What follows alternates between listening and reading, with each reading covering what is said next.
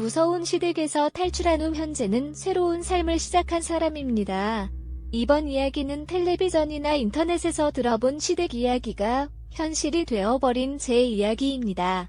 지금은 이미 지나간 일이라서 저에게는 더 이상 상처가 되지 않는 이야기입니다.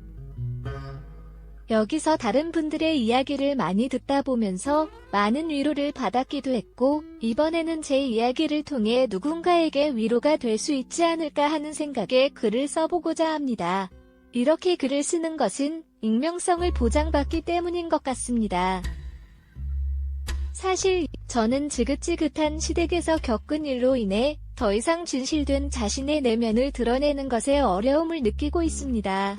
하지만 익명성이 보장된다면 자유롭게 이야기를 할 수 있게 되어서 정말 좋습니다. 사실 제 남편과 사별을 했습니다. 그것은 예기치 못한 일이었고 예방할 수 없는 사고였습니다. 저의 남편이 타고 있던 승용차와 반대편의 화물 트럭이 정면으로 부딪혔습니다. 남편은 비명도 지르지 못하고 그 자리에서 즉사했습니다. 그때 저는 반대편 차에서 일어나고 있던 일을 목격하게 되었습니다. 그 튼튼한 승용차가 마치 휴지 조각처럼 구겨져서 트럭 밑에 깔려있더군요. 이 모든 일이 일어난 후 저는 정말 화가 나고 억울했습니다. 그 이유는 화물 트럭을 운전한 운전수는 겨우 타박상 정도의 상처만 가졌던 것이었기 때문입니다.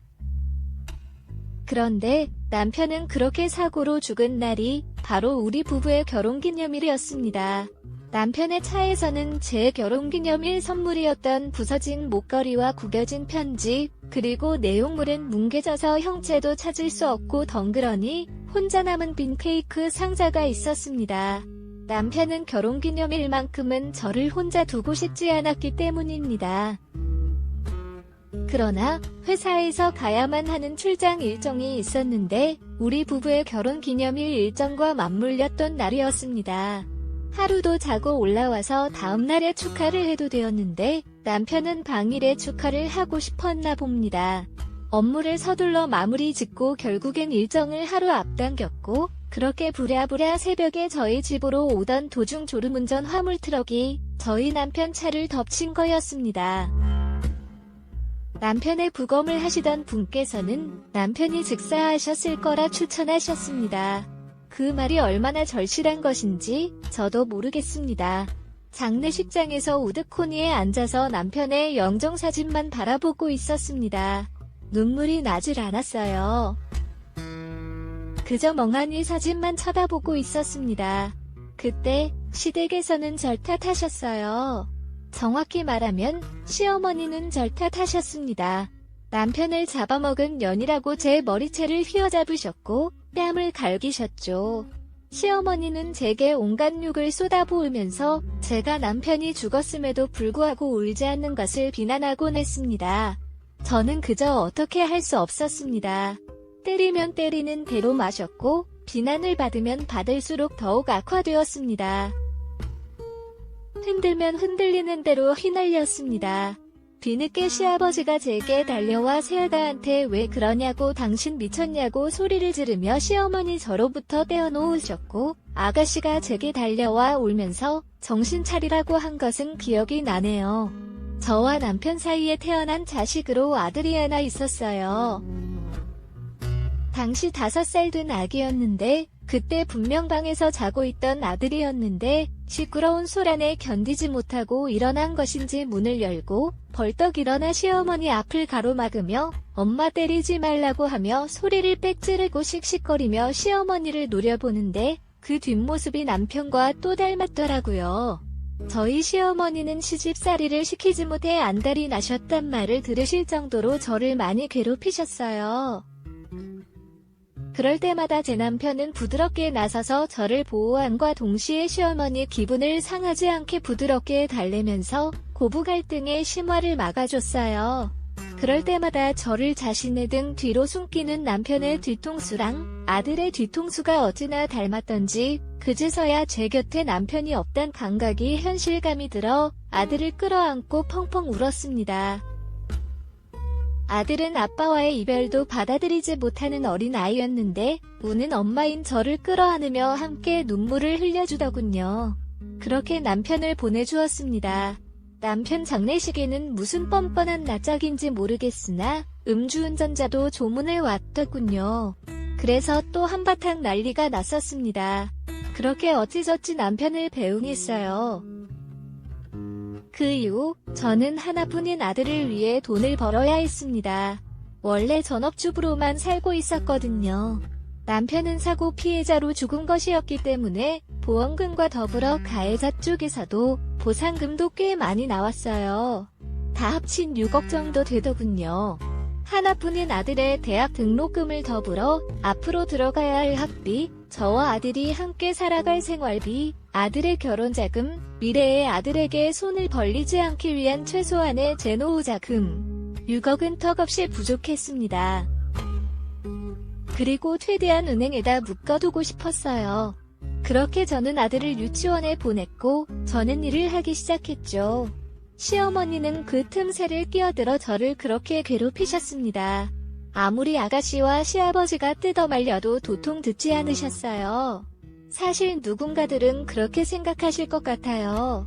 이제 남편과 사별했으니 더 이상 시댁으로 모시지 않아도 되지 않느냐고 외친정이 있던 동네로 떠나지 않았느냐고 말이에요. 사실 떠나지 않은 것이 아니라 떠날 수 없었던 거였습니다.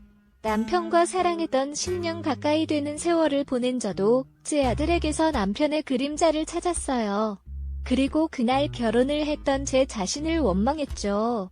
시어머니에게도 그럴 시간이 충분히 필요하다고 생각했고 제 아들이지만 시어머니에게 손주이자 죽은 아들의 핏줄과의 인연을 잘라내버리고 싶지 않았습니다. 시어머니가 때리시고 절 할퀴어봤자 나이 먹은 노인네가 힘이 있다면 얼마나 있겠습니까? 저를 원망할 힘으로 아들의 죽음을 받아들인다면 저는 기꺼이 원망을 당하려고 했었습니다. 아들마저 그렇게 잃었는데 제가 손주마저 데리고 떠나는 건 시어머니께 가혹하다 판단했거든요. 어머니는 그렇게 저를 들들 볶으셨습니다.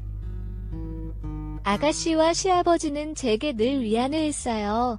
제가 단호하고 냉정하게 끊어낸다면 끊어질 일방적인 관계가 되었음에도 불구하고 아들이자 오빠의 흔적, 제 아들과의 연을 끊지 않게 해준 것에 대해 감사해 하기도 했어요.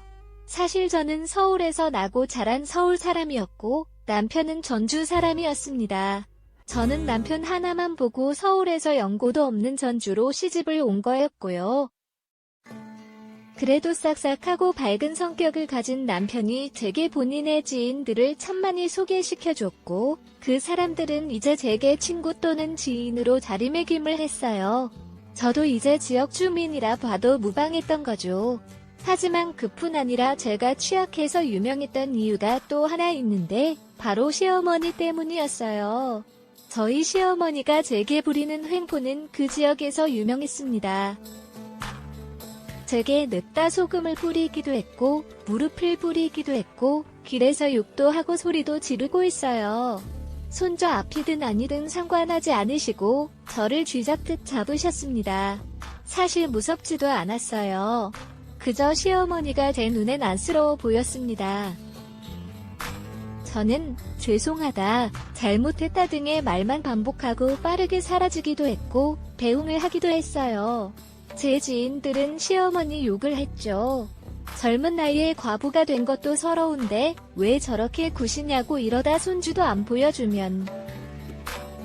그런데 저희 회사의 거래처 남자 직원분께서 제게 호감을 보이셨어요. 당연히 저는 단호히 거절했죠. 저는 남편이 그렇게 죽고 난 이후 한 가지 다짐을 했어요. 적어도 아이가 성인이 될 때까지는 재혼하지 않기로 했거든요. 저는 제 목숨과도 같이 귀중한 아들에게 혼란을 야기시키는 어떠한 행동도 하고 싶지 않았거든요. 이미 아빠의 부자를 느끼고 있는 아이에게 새로운 존재가 아이의 근간을 흔들게 하고 싶지 않았거든요. 그리고 무엇보다 몇 년 지났다고 해서 잊혀질 사람이 아니었어요. 제 남편은 남편이 있단 말로 거절을 했는데 저희 회사 직원 중에서 그 거래처 직원분과 친한 사람이 있었나 보더군요.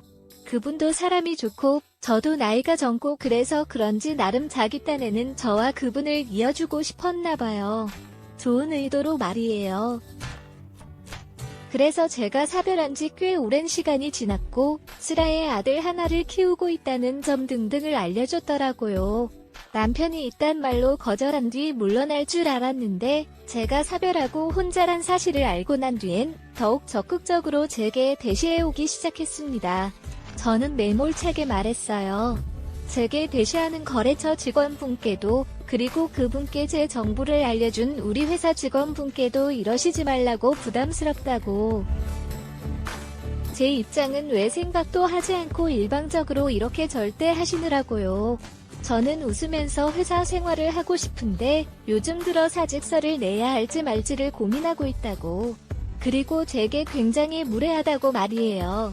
저는 사별하고 아이를 혼자 키우는 싱글맘인 것은 사실인데 그것만으로 얕보여야 할 이유가 없다고 얕잡아보지 않는다 말씀하시겠지만 제가 느끼기엔 그렇게밖에 느껴지지 않는다고. 그렇지 않으면 그만해달라고 정중히 거절한 사람에게 왜 이렇게 일방적으로 보냐고 말이에요. 다행히 두 분 모두 신사적인 분들이셨고 제 말을 받아들여 주셨고 수긍하셨고 사과도 해주셨습니다. 그런데 이 일이 어떻게 들어갔는지 모르겠지만 시어머니 귀에 들어가게 되었더라고요. 그날은 2주에 한 번 제 아들을 시댁에 데려다주고 하룻밤을 자게 해주는 날이었습니다. 어김없이 아들과 손을 잡고 시댁에 도착했고 아들과 빠이빠이 손을 흔들던 순간이었습니다. 시어머니는 제게 정말 돌진하듯 달려드셨고 제 긴 머리채를 휘어잡으며 네 이럴 줄 알았어. 여우 같은 년, 남편 잡아먹은 년으로도 모자라서 과부된 주제에 남자한테 꼬리쳐 거지 같은 년, 여우 같은 년, 남자 심장 빼먹는 구미호 같은 년, 우리 아들 죽기 전에도 행실 그딴 식으로 엉덩이 가볍게 놀렸지 이년하라고 소리를 지르셨죠. 이제껏 저를 타박하셨던 손길들은 다 농담이라는 듯 어디서 그런 힘이 나오신 건지 저를 짤짤짤 흔드셨어요. 어머니 무슨 소리 하시는 거예요? 아니에요. 오해시라고요 라는 제 외침 소리는 들리시지. 있는 모양인지 저 한호 족치겠다 생각하고 움직이는 로봇 같았습니다. 제 비명소리에 시아버지와 아가씨가 다급히 달렸고 저희 아들도 할머니 바지춤에 매달려 뜯어 말렸어요. 저는 아이가 다칠까 염려되어 힘도 못 쓰겠고 아들에게 떨어지라고 소리를 지를 뿐이었죠. 아가씨가 저희 아들을 떼어냈고 시아버지가 시어머니를 잡아 뜯듯이 떼어냈습니다. 시어머니 양손에는 제 머리카락이 눈에 뚜렷하게 보일 정도로 양껏 뽑혀있는 걸로도 모자라 두피가 따끔따끔거려 손을 들어 두피를 쓸어보니 하도 많이 뽑혀서 머리에서 폭탄하고 있더군요. 찔끔찔끔하면서 말이에요. 제 손에 살짝 묻어나온 피를 보더니 아가씨와 시아버지조차 시어머니께 언성을 높이며 화를 냈습니다. 아들은 뒤로 넘어갈 것처럼 자지러지게 오는데 제가 무엇보다 모욕감이 들었던 것은 제가 시어머니께 이런 취급을 받고 있던 사실이 유명함에도 불구하고 누군가가 굳이 끝것으로만 만들 이야기를 전했던 사실과 무엇보다 제 아들에게 이런 모습을 보였던 사실, 그 두 가지의 사실은 제 이성이 끊어지는데 큰 기여를 했습니다. 저는 아들에게 저한테 오라는 눈짓을 했고 몸만 자랐지 아직 아기인 아들은 제품에 폭삭 감겨서 엉엉 울었어요. 아버지, 어머니, 그리고 아가씨님. 저는 이젠 시댁에 다시 돌아가지 않으려 합니다. 아이의 입장에서도 이해해 주시길 바라며 제 아들도 시댁에 가지 않을 거라는 것을 알려드리고 싶습니다. 5살 때 남편을 잃은 후 이제는 12살이 된 아들과 함께 지내고 있습니다. 언제까지 시댁을 돌아다녀야 할지 모르겠습니다. 아들 앞에서 이러한 모욕을 당하는 것은 참을 수 없습니다. 아가씨와 아버님께서도 노력해 주셨지만 저는 그럼에도 불구하고 시댁에 다녀왔습니다. 아들이 남편의 그림자를 너무 많이 보지 않게끔 해주기 위해서였습니다. 그렇지만 이젠 더 이상 갈 수 없습니다. 재혼하겠다고 말할 수도 없습니다. 그러나 저도 사람입니다. 어쩌면 차라리 여기서 더 이상 시댁을 방문하지 않는 것이 좋을지도 모릅니다. 더 이상 연락하지 마세요. 제 부모님이 있으니까 찾지 말아주세요. 또한 내 아들도 더 이상 시댁에 가지 않을 거입니다. 이러한 상황에서도 아들을 보호해주신 아버님과 아가씨께 감사드립니다. 이사를 하면서도 저희의 요구를 들어주셨습니다. 그리고 손주의 교육비나 생활비가 모자라도 언제든지 연락할 수 있다는 말씀을 들었습니다. 이제는 시어머니가 심리치료를 받고 계신다고 하시네요. 저는 시어머니를 다시 마주하고 싶진 않지만 아들과의 교류는 막지 않을 생각입니다.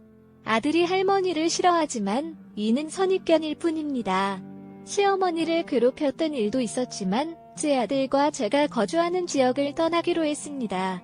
이제는 2년이 지났습니다. 아들은 중학교에 입학했지만 여전히 착하고 순한 아이입니다. 시어머니가 마음의 안정을 얻으신다면 아들과의 교류는 막지 않을 생각입니다. 이제는 시어머니의 변화가 있으시다고 들었습니다. 시어머니가 마음을 다잡으신다면 좋은 일이 될 것입니다. 이러한 상황에서도 시아버지와 아가씨께서는 저희의 선택을 존중해 주셨습니다. 두 분께 감사드립니다. 이제는 마음이 안정되었습니다. 이러한 상황에서도 더 이상 시댁을 방문하지 않겠다는 결정을 내린 것은 어렵지만 옳은 선택이었습니다. 이 이야기가 누군가에게 위안이 되길 바랍니다.